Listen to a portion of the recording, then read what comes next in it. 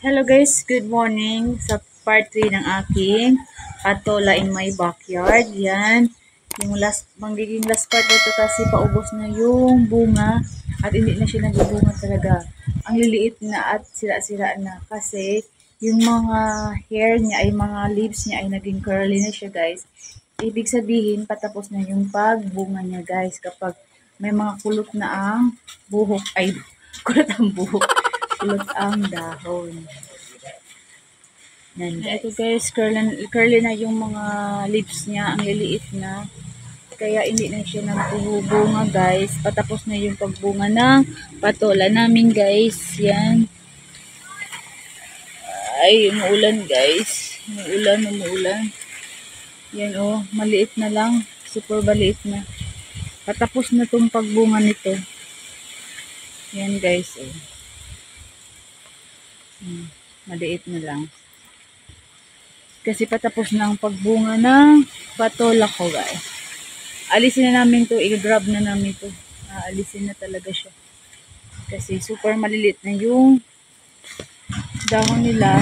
Kasi patapos na silang magbunga. Ito. Ayan guys. Ayan. Ayan. Ayan na lang yung mga dahon niya.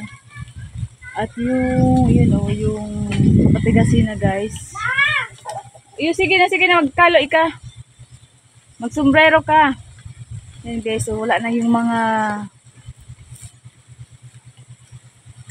vine niya. Naputol-putol na lahat. Yan yung patulan namin na nagkaputol-putol na. Kasi maulan ng sobra ngayon. At wala ng bunga. Ito yung sinasabi ko guys na may mga kasamang ubi. Ubi sa bakuran ko. Yan. Nasabay sa pag wala naputol-putol na yung mga hada dito. At yun nag-iisa na lang na patola dito sa baba. Sa taas hindi ako makapag-video pa kasi may ginagawa pa. Tapos maulan, madulas din sa taas, kaya dito yung nasa baba. Naubos na yung patola namin guys. Kaya yan, third part ng aking video tungkol sa patola. Ayan guys, oh. Mga sira na. Mga nasira ng patola. Hindi na nakuha. Nag-yellow na siya, nag-brown na. Sabihin, sira na siya. Patapos na kasi guys ang pagbunga nito ng patola. Kaya alisin na namin to. Yung malaki dito, inalis na, kinuha ng mother-in-law ko na. Patigasin na to. Ayan, dito pala. Bumaba na, hindi ko nakita. Ngayon ko lang nakita. Super ang laki na nito. Yan guys, oh. Super laki na, oh. Yan. Papatigasin na yan para maging binhi ulit. Yan. Ang laki niyan guys. Wala na dun sa taas namin. Hanggang yan guys.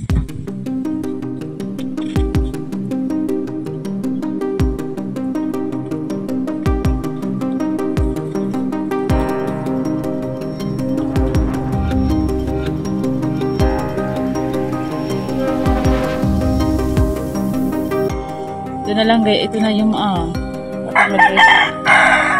Ito na lang, ito na yung mga patulan. Kasi patapos na silang magbunga. Mga puro sila na yung mga bunga nila. Yung mga uod na to. Maliliit na. Kaya pitasin na namin ito, ialisin na to. Ialisin na yung mga dahon niya. Ay mga vine niya dito. Itapon na. Magtatanim naman ng panibago guys. Yun yung patulan namin guys. Dati malaki yung dahon niya, ganito siya kalaki. Ganito siya kalaki mga dahon niya. At ngayon super ang liliit na, kulot-kulot na. Kasi ibig sabihin natapos na yung pagbunga niya guys. That's for today guys. I hope may natutunan kayo dito sa video nito tungkol sa patola. Kapag nagkulot na yung mga dahon nila, ibig sabihin patapos na magbunga sila guys. Thank you for watching guys. See you on my next vlogs. Race Simple Life. Mabilis yung mga itong Kagkayan channel. Josephine Tablatin, Mami Des Vlogs, Gamer Boys TV, Jubes TV channel. Mark Howell Team Vlog and Grace Passion Vlog.